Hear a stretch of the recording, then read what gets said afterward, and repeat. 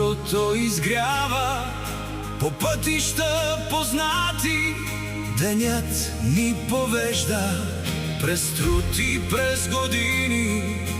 Човекът остава богат не със злато, а с вяра и надежда. България в сърцето, семейството до мен, приятелите верни и трудът благословен.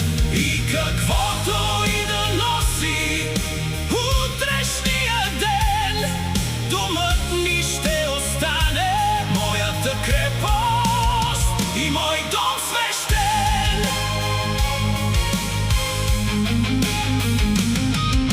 Това е моя дом, това е моя свят.